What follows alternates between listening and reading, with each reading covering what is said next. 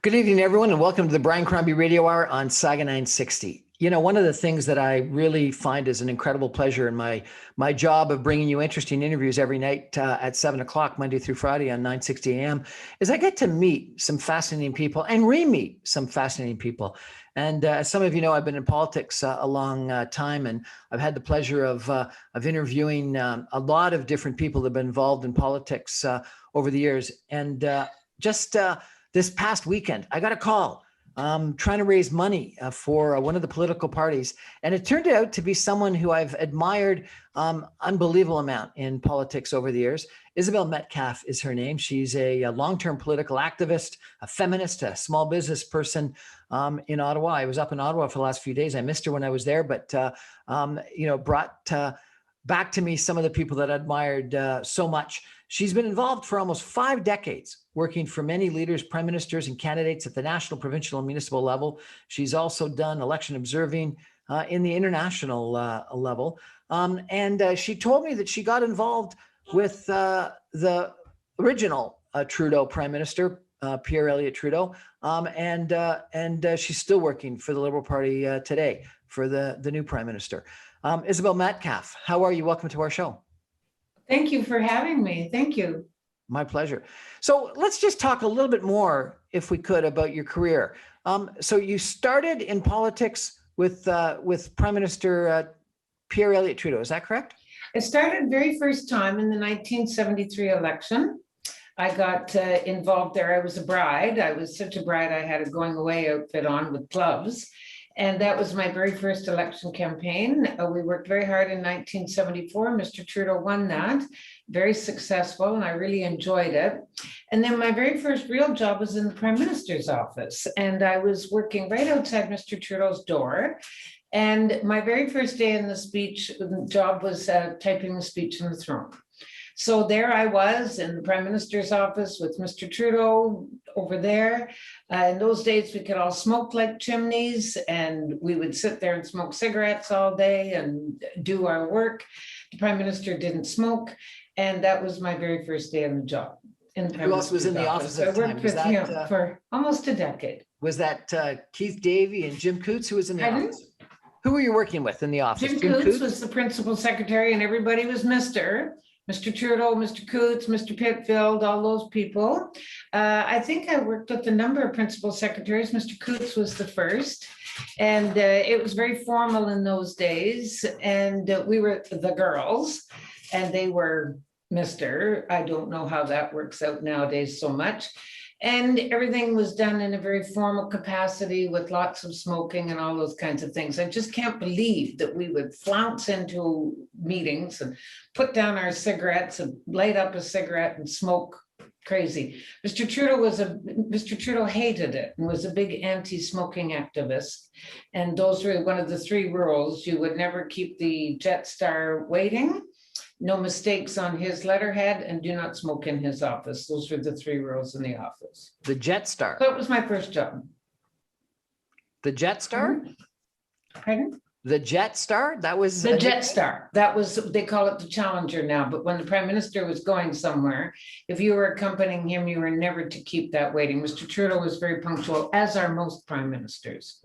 They're very punctual. And so tell me what some of the jobs you did in the PMO. You started out— When I worked with Mr. Trudeau, I did all the speeches. So we typed all the speeches, everything always done by hand with those ancient old typewriters, including we also did all the speeches for the Queen. So when Her Majesty was in Canada, we would do all that. They were always on an old machine we used to call the pig, which was very difficult to see so that they could read their speeches without reading glasses. And it was very large type and very difficult. And we would have to do that. And then it would go in to the courier to the palace. So that was kind of cool to have, been so involved in the speeches for April 17th, for Constitution Day, the Prime Minister's speech, the Queen's speech, and all of those things. So I did that for a long period of time, including also working on elections. So pretty well for about a decade with Mr. Trudeau, I was involved in every aspect of the speeches. So research, not writing, helping with the writing, doing that press releases, all those kinds of things, and sending it to the airplane and that. So that was the work with Mr. Trudeau. And then when Mr. Trudeau left, I went and worked with Mr. Chrétien full time. I wore my little Chrétien headband this evening. It's very old and tattered. It's from 1984. And I just wore that special tonight.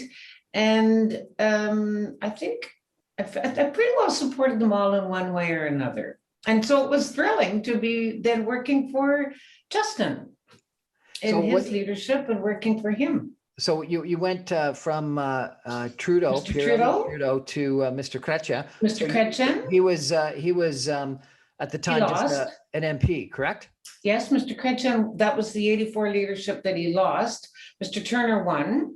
I went back into the Prime Minister's office and worked for Mr. Turner there and helped them on the tour. Everywhere Mr. Turner went, I gave them what they called local color, which was, you are in the wonderful riding of Mississauga, and the people of Mississauga are very proud of a certain number of things, and the candidate is Hazel McCallion or whoever, something very unique about her. That was the work I did for Mr. Turner. That was the 84 election campaign. We lost that. And I remained with Mr. Turner in opposition and stayed with him there. And then I left and went back to school for a while. And then I joined what we call the volunteer wing of the party. So I had this career on Parliament Hill working for Mr. Trudeau, Mr. Chrétien, Mr. Turner, and then began the journey as a volunteer, as a riding president, vice president, campaign chair, candidate recruitment, national campaign chair, up the food chain to eventually becoming a candidate. So I've worked with them all in one way or another. When were you a candidate and where? 15 years ago with Mr. Martin. When Mr. Martin ran as a leader, I ran in that riding. And then when I worked with Carleton, Mississippi Mills, it was Canada.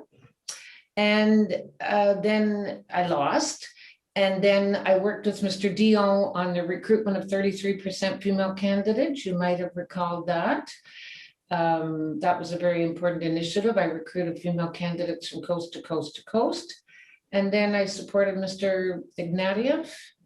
And I forget who was after, Bob Ray in between. And then Mr. Ignatieff when he was the leader.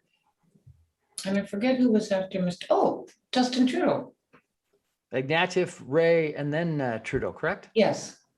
And wasn't Bill Graham in there? Mr. Graham would have been in between, but he wasn't in a writ period, what we call a writ period, which is when you're in the middle of an election. I'm a big believer in supporting your leader through thick and thin, particularly during elections.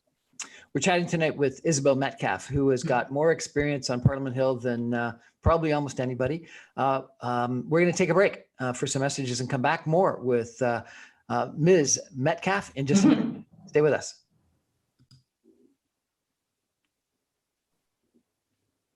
Is that okay? Come back to the Brian Crombie Radio Hour on Saga 960. We're chatting tonight with someone who I've just got an incredible amount of admiration for, Isabel Metcalfe. I got to tell you, I've run into her at a bunch of different political conventions and a bunch of different campaigns at different times. And she's always had more energy and more enthusiasm and more knowledge and more positivity than almost anyone I've met. The most recent time, I think, actually, well, the most influential time that I think I met Isabel is you showed up with Senator Smith in Mississauga Streetsville, and the campaign wasn't going well.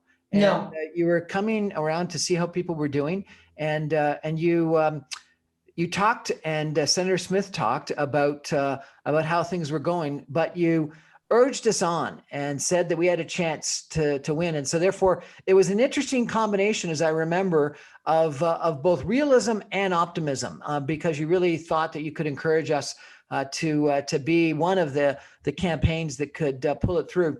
And then Senator Smith and you went out and knocked on doors. And I was so impressed with here's Senator Smith, who I guess was running the campaign, and you were running the campaign, and you were just, out there showing everyone what to do. Is that one of the things you always did, was combine optimism with realism? Well, yes, and I've always loved knocking on doors. And I tell everybody, there's always people that want to. Now, what I do is mostly just encourage young people. So if you're young and would like to be in politics, I will encourage you as much as I can.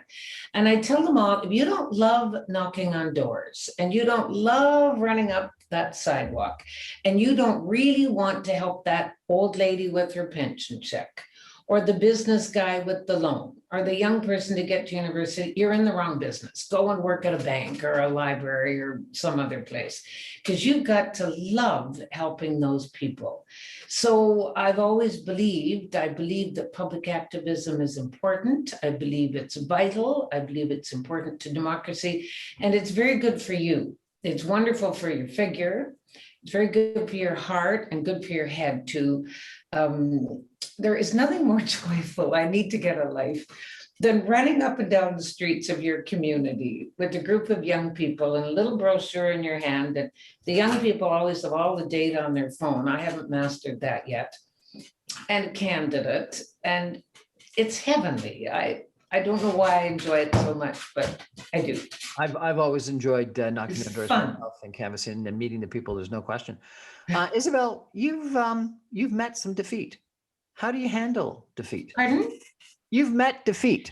Defeat. Well, the best example of that, when I was defeated, well, number one, it's one thing to be defeated as a candidate, and because you're the engine of the train, you've raised the money, you've kept everybody going. Most candidates know if you're going to win or lose, so you're prepared for defeat, but you still have to keep your people going. The best advice I had was from Mr. Chrétien. I had lost an election. I was pretty wasted. And Mr. Chrétien said, Isabel, you have to turtle. Turtle. What does turtle? Old hockey thing. I think coined by Don Cherry, about pulling everything in, your head, your feet, your tail, and they can kick you around all you want and you don't feel anything. Isabel, you must turtle. So first of all, turtle a little bit. Secondly, get out of town. Just when you've completed a campaign, you're pretty wasted. You're prone to saying things you might regret. So get your thank you notes done, get your signs in, get your bank stuff done, and get out of town. That's what I found. If you've been part of a team and you have to go, I'm a big believer in having humble pie, going to Brian Crombie and wishing him the best of good luck, and I'll be there and shuffle along, and then stay quiet, and then 6 weeks later get back in and say, what can I do to help? Turtle? That's how you handle defeat. Turtle? Don't be turtle. Isn't that a Mr. Chrétien talking? I love that. Turtle. Turtle is about humble. Turtle. And then get out of town. Get out of town. Put your head in and everything in so they can kick you around in the ice and you won't get hurt. That's for you as an individual, as a candidate. What about the team? When the team doesn't win, what do you do? Well, then that's when you really have to be very humble, and you have to get over yourself. You have to prop up your little team, but you have to get in and work for the winner. You can never sulk or be difficult or harsh or cruel. You must be gracious and give yourself some time. 6 weeks is a good length of time, and then get right in and help again. So when you worked for Mr. Chrétien and he lost the leadership, and John Turner, Mr. John Turner won, and you said you went and worked for Mr. Turner and in both the Prime Minister's office as well as in opposition. What do you do? How do you go from working for Mr. Chrétien to Mr. Turner? What do you say to Mr. Turner? What do you say to Mr. Chrétien? Well, I stayed with Mr. Chrétien to help him with his thank you notes, so that was all done, and he was asked to remain in cabinet. I was a lot younger then, and I think we, over the years, we developed little bits of edges, but in those days, I needed work. I needed to work. I had to have a job. I had to pay. So if I was fortunate enough to be asked to join the team in the Prime Minister's office, that was good with me. I was happy to have the job. When you're a volunteer, it's a little different. You may be not needing the money, but at the time I needed the money and I was grateful for the job. And just, you have to remember, it's not about you. It's about a group. it's about people. It's about a movement. It's about a set of beliefs. So you have to get over yourself and move on and stay busy. What have been your highs in your political life? The highs were, I think, in 1988. That was with Mr. Turner. And we had a beautiful team in Eastern Ontario. I'll recognize some of their names: John Manley, Mac Harr, Marlene Catterall, Beryl Gaffney, a group that put their names forward. And we worked very hard, and they all got elected. They all went to the House of Commons. We didn't win that election, but I sat there on the House of Commons as they did the free trade debate. And you might remember that was a defining moment of the campaign with Mr. Mulroney. And my team, John Manley and those wonderful people from Eastern Ontario, were in there on the floor of the House of Commons getting it their all. And I felt very proud to have been a member of that team and to see them participating. The lows were Sheila Copps, the way she was treated by Paul Martin. And that was very painful. Sheila worked very hard on that leadership. It didn't go well. She didn't get to speak at the convention center. That was not a good thing. She wanted her riding in Hamilton. That did not work out well. It was very disappointing. That was a low for me. That the beautiful party that I had loved so much didn't treat her very well. Why do you think that happened? Oh, there was about 300. I don't know why. I think there was a lot of peculiar things that went on. Sometimes people get very funny, but I don't know why Sheila Copps was treated so badly by Paul Martin. And I think if you asked any of them now, I think they'd think it was a terrible error, because I ran as a candidate in that campaign. And when I'd be out at the doors, as soon as somebody would begin the conversation, oh, I knew it was coming. I never was crazy about Sheila Copps, but I didn't like what happened to her. And that began to be a thread that unraveled the sort of illusion that had been built. So that was the lows, the whole treatment of that. The rumors were that Paul Martin was trying to force his way into the leadership for quite a long period of time, and you were about a decade. And you were a big supporter of Mr. Chrétien. Yes. How did you deal with that? What did you think of that? Well, I mean, there was a lot of rumors and a lot of stuff going on. I didn't care for that very much, and I don't think it served any of them very well. It didn't serve us very well, but I must admit that for some reason or another, they were able to do a good job in the economy. And for some reason or another, they were able to function well as Minister of Finance and as Prime Minister. It was a peculiar time. I think it was odd. Everything is good now and we're moving forward, but that was a painful time for the party. That's when I believe you're more interested in power than people. You think some people are more interested in getting power than interested in the people of Canada. How do you see that? How do you determine that? You can see it when you start listening to strategy and spin and that kind of thing. So the moment that you start hearing language about a little, not quite so much about the people, what's good public policy, what will be favorable, and more strategy and tactics, I start to get a little nervous about what's going to be the outcome. Some people would say, actually, frankly, I think a lot of people would say Paul Martin was one of the best, if not the best finance ministers we've ever had. And, back in 1990, when we had the peso crisis, the Canadian peso crisis, when the Canadian currency was under attack, Paul Martin and Jean Chrétien really saved the Canadian financial system effectively. They worked very effectively together, very effectively. How do you think that changed from someone that was so interested in public policy to someone that was interested in power? I just think that there became a little bit too much of an approach. Sometimes, I'm an ardent feminist. I'm very clear about that. But if you have too many people around you that maybe not have, as I keep saying, the old lady, the business guy, the student, sometimes things can go a little sideways and you just have to pick up and go again. You were a big supporter of Stéphane Dion, were you not? I worked very hard for Mr. Dick. Well, I worked hard for Bob Ray, and then he lost. And Mr. Dion asked me to play a large role in the campaign on gender, and I loved that. It was wonderful. Tell me what you think of the leaders during that time period, because there was a lot of tumult within the party. Michael Ignatieff was first on the ballot. Most people thought Bob Ray was going to be second on the ballot, and he was for a couple of ballots. But then on the final ballot, he was usurped by Stéphane Dion because Gerard Kennedy joined up with Stéphane Dion. Stéphane Dion bounced over Bob Ray, and in the last ballot, it was Michael Ignatieff against Stéphane Dion, and Stéphane Dion won.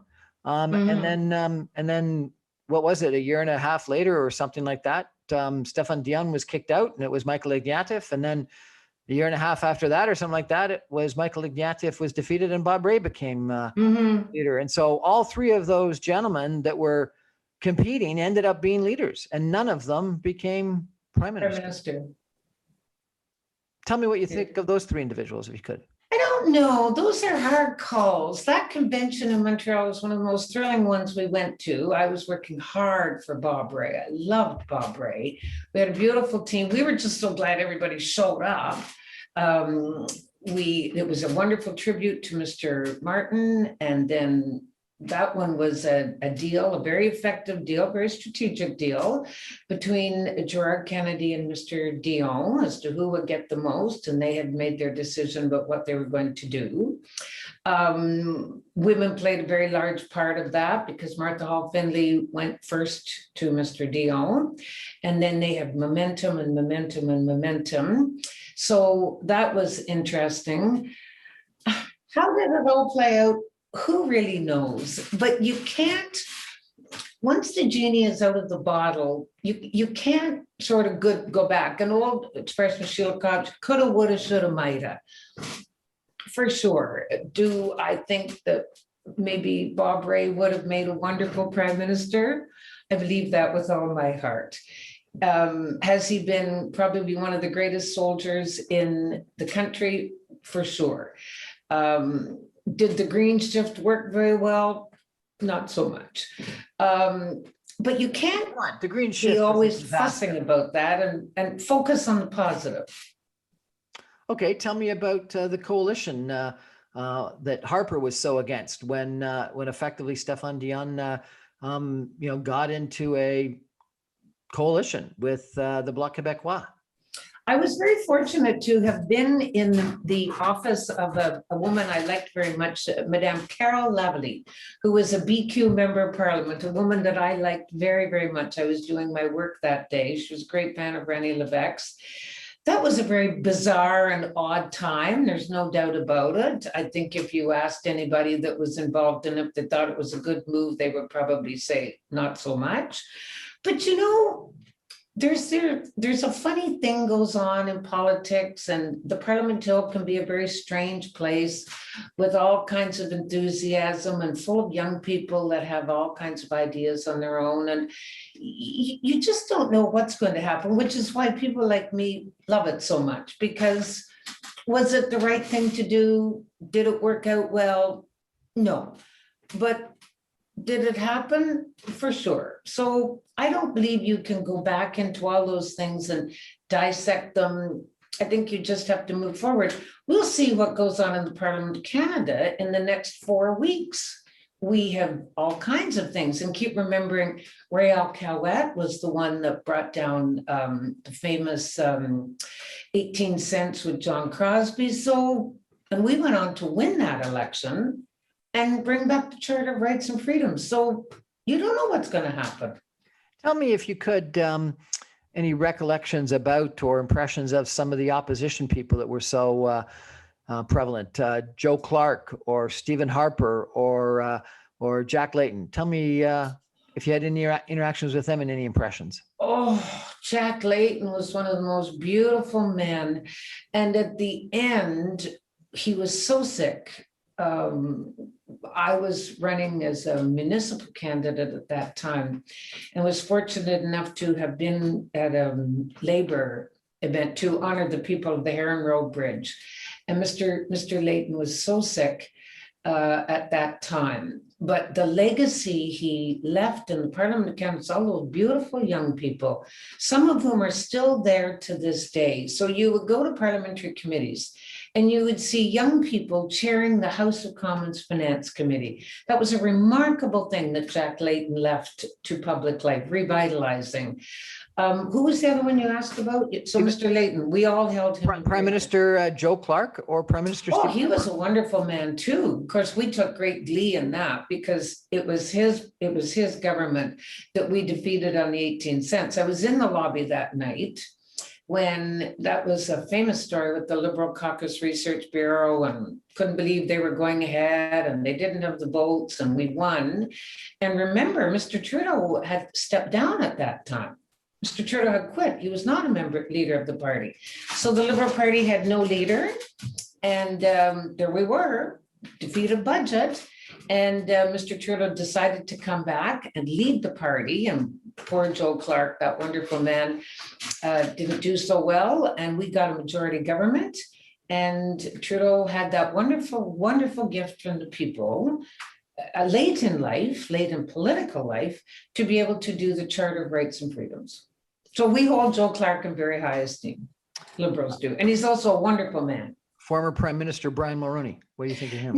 I met Mr. Mulroney on a number of occasions. He had tremendous elegance.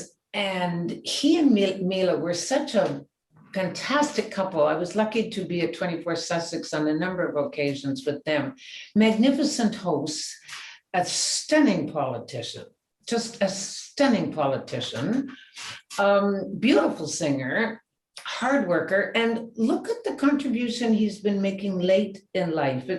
It's kind of cool how if you like politics and like politics for the right reasons, you will always be a political player. He sat in the cabinet with Justin Trudeau, helping them with Donald Trump. So I can only think, we fought against him tooth and nail and we're great warriors, but at the end of the day, he was a very fine man and he was a good prime minister. Stephen Harper? I call that the decade of darkness. I don't have the same level of enthusiasm for him. I'm so sorry. I would like to be more elegant, but that wasn't so much fun. You say you're a feminist. We've only had one female prime minister, Kim Campbell, and only for a very short time period. How come? It's a very tough job. It's very lonely. Many people were not encouraged. I was one of those women that always wanted to be in politics, but thought I had to be asked and waited too long to be asked. And when I ran, I wasn't in that good frame of mind to be as successful communicating. It's lonely, it's tough. I believe that a lot of those old barriers, though, are gone now. It used to be very patriarchal, and we all had to sit around and listen to the guys talk about their guts, which nobody could ever quite figure out what was the difference between their gut and my gut, or that kind of language. Keith Davey, who we all revered, you're fat, you're bald, that stuff. But that conversation is changing now. So I believe that it will be within the next decade that we will have probably a very successful prime minister that's a woman for a long period of time. We're chatting tonight with Isabel Metcalfe about her career in politics and political activism and her impressions of some of the politicians. And I'm going to ask her a little bit about, political activism and getting involved. And is it worth it? After just a few messages, we're going to take a break. Stay with us. Thanks. I hope you can hear me okay. I had all this lighting last night and my computer. Welcome back to the Brian Crombie Radio Hour, Saga 960. We're chatting with Isabel Metcalfe. Isabel Metcalfe has been involved in politics, I think you said, Isabel, for 5 decades. Started in the 1973 campaign with Prime Minister Pierre Elliott Trudeau and is still working for the Liberal Party today. She's worked in the Prime Minister's office for Pierre Trudeau and for John Turner and also for Jean Chrétien, and has been involved with leadership campaigns with Stéphane Dion and others. Stéphane Dion, she was in charge of candidate recruitment and was responsible for recruiting 33% of all the candidates to be female for the first time in the history of any political party. And so that was a major accomplishment. Isabel, if someone young came up to you today and said that they male or female, and they had a passion for politics and wanted to get involved, would you tell them, go invent a website or an app or something like that, or get involved in politics? I tell them, number one, to do doors, get out and knock on doors and find out if you like it. Because if you don't like that, you will not be successful. It's the most important thing of all. So I'm not a big fan. I believe that there's always a very few people that will be preparing and drafting the strategy. You always want a tiny, tiny team of comms, and the rest of the army is the army. And so you have to be doing it. I also warn people that you're entering public life. If you want to be a candidate, you're entering public life. So you have to be fully prepared for everybody to know about your kids, your garbage, your husband, your taxes, all of that kind of stuff. And you have to be prepared for that and not critical of it if something goes sideways. So that's usually the advice that I give them. I also tell them that engaging in politics will be probably one of the most thrilling things they'll ever do in their life. Does political activism matter? Pardon? Does political activism matter? Because it's democracy. I do election work internationally, and I've done a lot of work in places like Ukraine, and they have no civil society at all. So that if you don't have volunteers that believe and give and contribute and help, you have no civil society. It's very, very important. I think we saw it in America with the last election, with all of those people that voting, that huge influx of voters. Voting is very important, and getting people to engage with voters is very important.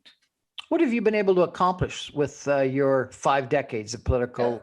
Well, I wish I could turn around, because behind me is the famous 5 monument. And I was very involved with Mr. Chrétien, and I was approached to be involved with the famous 5. So because of my political activism and my work with women, we were able to get that through the House of Commons. The fact that women should be nation builders, women should be honored in the Parliament of Canada, that the famous 5 contributed to the constitutional debate, and we were able to get that through the House of Commons and subsequently up in Parliament Hill. That was a wonderful, wonderful accomplishment. Tell us all who the famous 5 are and what they did. Tell us all who the famous 5 are and what they did. Well, the famous 5 are here: Henrietta Muir Edwards, Irene Parlby, Louise McKinley, Emily Murphy, and Nellie McClung were the famous 5, and they made Canadian people persons. And everybody thinks that the person's component was the important thing, but the really important thing was that they changed the Constitution. So as everybody thinks that Trudeau was the great architect for constitutional change, it was really the person's case, because when that decision came from England, that the Constitution was a living tree and could be changed, that began the long road of constitutional development. So those 5 women from Alberta changed the Constitution, began that discussion, and they were honored on Parliament Hill. And when was that? That was a big thing. When was that? 2000, October 18, 2000. They've now moved and they're in front of the new Senate, right almost in the middle of the Rideau Street. Very popular monument, a big monument. What do you think your or politicians' legacies are that you have seen develop? Legacies. I know for a little legacy that I feel I have is supporting young women. so that a young woman would think about being in public life. There are still women in the Parliament of Canada, Kirsty Duncan is one of them, that is there because of the work that I did and the work that Stefan did in order for them to be in public places. So those are legacies that I take great pride in. Young women being involved in politics. When young women being involved in politics and then being encouraged to run. Because the whole thing with young women is, you know, everybody wants them at the back of the room organizing, but people don't necessarily want them at the front of the room speaking. And so we've done a lot of work to say, don't be the girl organizer. That was always me at the back of the room doing the organizing, when I really wanted to be at the front of the room giving the speech. And I do a lot of work now to encourage young women to get up there, to speak, to do the media interviews, to do that, because I believe that that's where they need to be. You said that you've done international election work. Mm-hmm. Tell us about that. And I've been to Lebanon to train women in Lebanon to be in public office. That was interesting. I've done many, many missions to Ukraine, so I know Ukraine very well. I've been to Azerbaijan, I've been to Albania. Canada enjoys a very good reputation, and we get invited to observe many elections. So I get to go on behalf of the government of Canada. It's volunteer work. I went to work for Hillary in America, and I met Obama.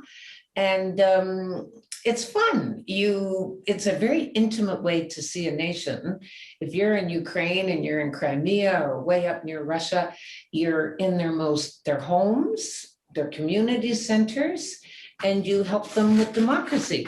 What I tend to do is get all the forms filled out, and then I go and speak to the women and say, you should run. You should think about running. Eleanor Kaplan apparently is famous for this. She goes on missions, and she would be with some of the women, and they'd ask her how many times did she run. She'd say 5 times. And the women would all be quite agog. So encouraging other people to be in public office in other countries. That must have been an incredible experience, being involved in all those international campaigns. You know, the Hillary Clinton, Barack Obama, was that during the nomination fight that you were involved, the primaries? Yes, we went down to Pennsylvania to help her. A group of us went down. We were in Bethlehem, Pennsylvania on a Sunday afternoon, supposedly helping Hillary, and Obama came along. So we ripped off all our Hillary stuff and our Canadian things and shoved our hands out to meet Obama. Very cool guy. At that time, it was just him and one person and us. And we all stuck our hands out and met him, quite stunned with how cool and effective he was. But one evening in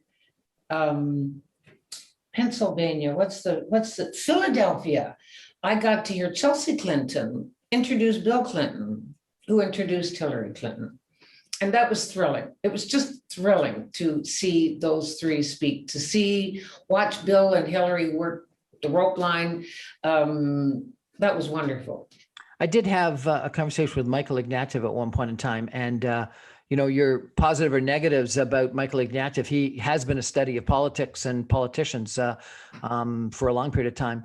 He said that of all the politicians, both in history and present, that he's studied and met, Barack Obama was by far the best politician. What do you think of that? I think Jean Chrétien was pretty good. I'm a big Jean Chrétien fan, and I still see him. You'll be interested to know on the day that Prince Philip died, he did 16 interviews.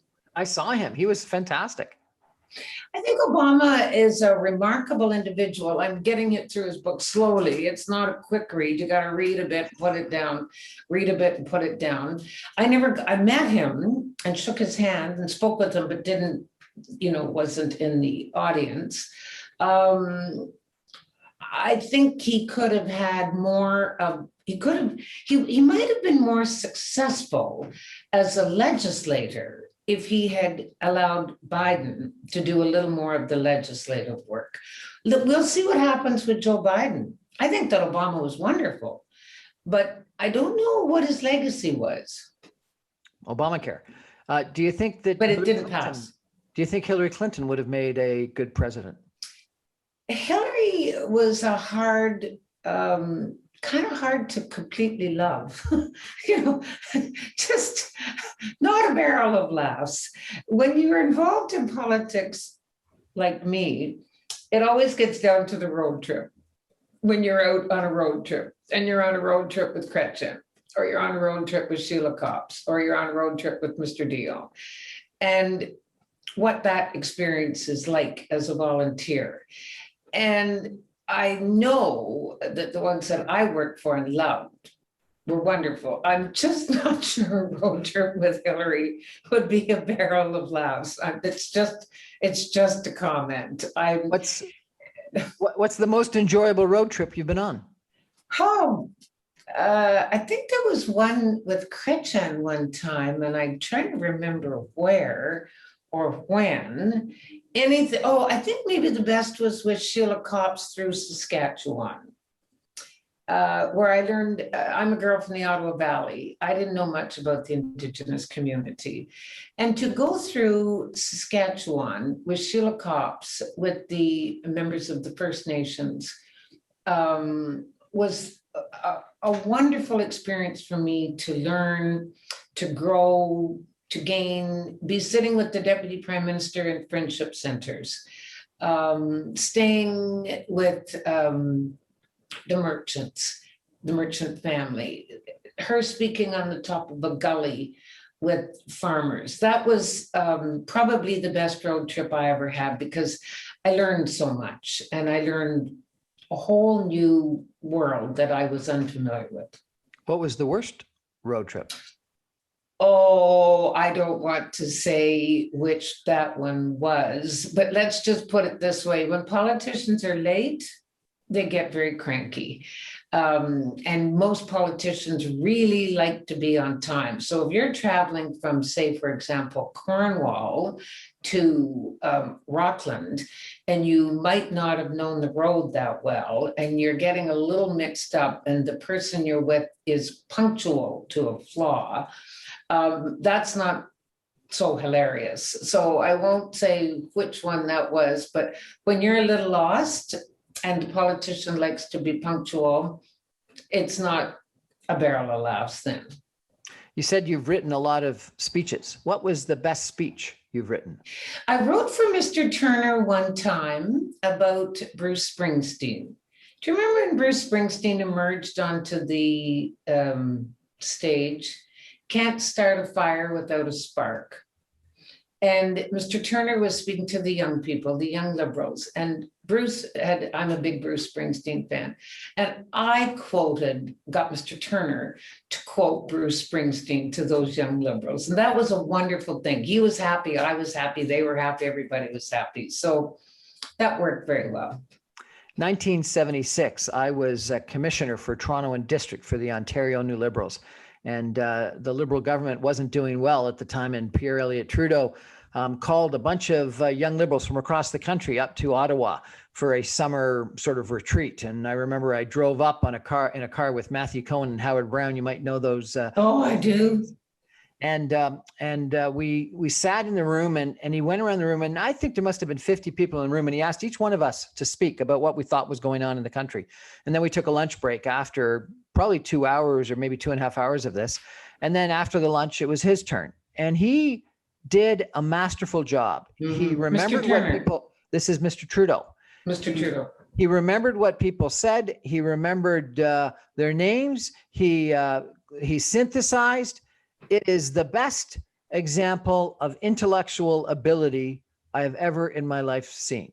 Mm-hmm. Who was the smartest person that you've worked with?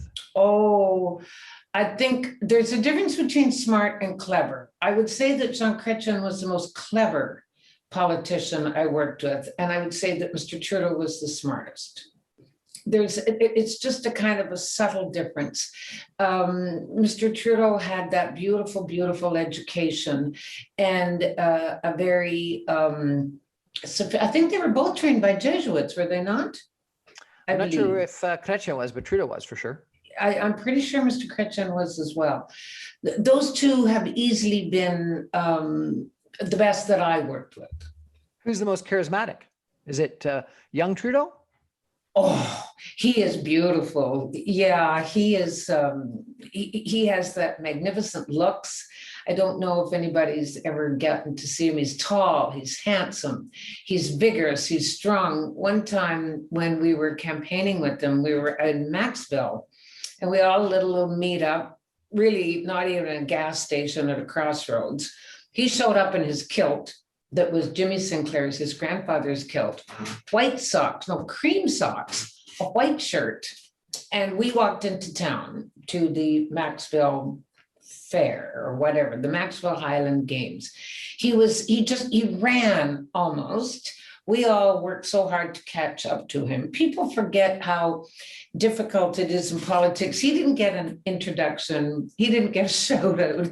He got nothing. Here was Justin Trudeau at the Maxville Highland Games. It was not the hotbed of liberalism. And we had to stand outside as people came up and spoke to him. I'd never seen anything like that, the intimacy. He's a young man, so he can hear really well, and people whisper things to him. But I've never seen anybody with as much beauty and energy and ease with people.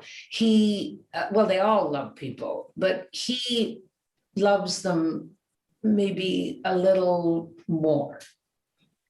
You've run as a candidate, what is it, twice? Mm-hmm. Once federally and once municipally. But you did that after a long career as a political activist, as a political partisan, as a political employee. Do you wish you had run earlier in your life? Yes, absolutely. Why? Absolutely. I wish I had run. I had wanted to run when I was a younger woman. I wish I had run municipally. I wish I'd done the usual path, which is municipal, provincial start. But I was pregnant at the time, and my next door neighbor said, "Oh, you couldn't possibly run when you're pregnant." Well, of course he ran. So that was a good thing. I wish I had run earlier when I could have learned more. I call it sass. You have to have sass, and you have to be quick with lines and be comfortable with that. As you get older, you don't quite have that. You have more experience, you have more heft, you have more depth. But politics is fast. You got to be quick and you got to be nervy. So I wish I'd run earlier, but I didn't. So there's no point in being bitter. That's why I encourage young women to go. Young people now, go when they're young. We're chatting tonight with Isabel Metcalfe, a 5-decade political activist within the Liberal Party, about her career in politics and some of her impressions. We're going to take a break, and then we're going to come back for our final concluding segment and ask her for some sort of lessons learned. Stay with us.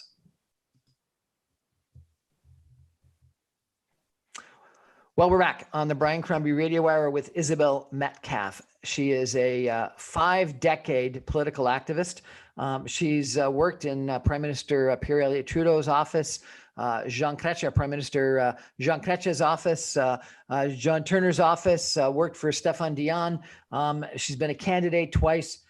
She's had an incredible involvement in politics. But Isabel, you wrote me something that's really quite interesting. You said that political involvement has helped me through many rough times. I've had sorrows like everyone in my life. My political involvement helped me through those hard times. Explain that to me, if you could. Okay, so we were married very early. Babies came very quickly. Very wonderful life, lots of things, and then sorrows struck our home, like they do many homes. And during that period of time, and it was quite clear sorrows and quite public sorrows. And during that time, I could still run out the door every night and meet up with a little group of people with all the data on their phone and a few little brochures in our hand. And away I could go for 2 hours. I could be anonymous. Nobody knew who I was. I could see other people's lives. I could be creeping down into little basements and see people there, way upstairs to places where things were very modest. I could forget about all my problems and all my sorrows for 2 to 3 hours and help someone and learn someone. So that was very helpful. And during that hard time, I had been involved for many, many years, and the political party people stood by me. And I was forever grateful for that. And I had very good advice from people to be out. And so that was when the involvement I had with politics at all levels came back to me in over waves and waves and waves of support and help during difficult times, but mostly to keep my head clear and clean and thinking, and to stop thinking about yourself and your problems and continue to try and help others with theirs. Our politics has seemed to me to become far more partisan, and the vitriol in not only Parliament Hill, but in public discourse and in negative advertisements, et cetera, has gotten worse. And we seem to be separated. And, you know, the United States is only one example, but Canada is an example as well, where we've become very partisan and very separated, where, you know, rural and West versus urban and East just seem like two completely separate divides. Are you optimistic? Oh, very. Because keep remembering, we're not struggling with separatism anymore. It used to always be that was the big fear. Remember, this nation was 49-51 on that referendum. People forget all that. I personally believe that the huge infusion from people all over the world, Canada is hoping to have 1 million immigrants in the next year or two. I believe that their approach, their joy of being in Canada, all those old East, West, French, English, you know, Quebec, West, is kind of eroding with this huge influx of new people that bring an international scope, different languages, different approaches, different styles. So I think that's helped us a lot. If some young person came to you today, what would you say to them if they wanted to be go. And the other advice I give young people is watch the money. Do not ever, ever lose sight of the money. The money in your own campaign, the people's money, the taxpayers' money. Always, always know who your donors are, where the money is going. So keep your eyes on the more politicians get tripped up on the money. So if you watch the money and watch it carefully in your own campaign and your own approach and your own style, and then subsequently the public, you'll be very successful in politics. Isabel Metcalfe, it's been a pleasure knowing you. Thank you. Not as intimately and as closely as a lot of other people in politics, but from afar, I've always admired the work that you've done for the party. And thank you so much for sharing some of your stories with us tonight. Really appreciate it. Thank you. Well, that's our show for tonight. I come to you every Monday through Friday at 7 o'clock on 960 AM, or you can stream me online at www.saga960am.ca. All my podcasts and video casts are on my website, briancrombie.com, or YouTube, or all the different podcasts, Apple Podcasts, Audible, etc. Thanks for joining us. Thanks, Isabel. Good night, everybody.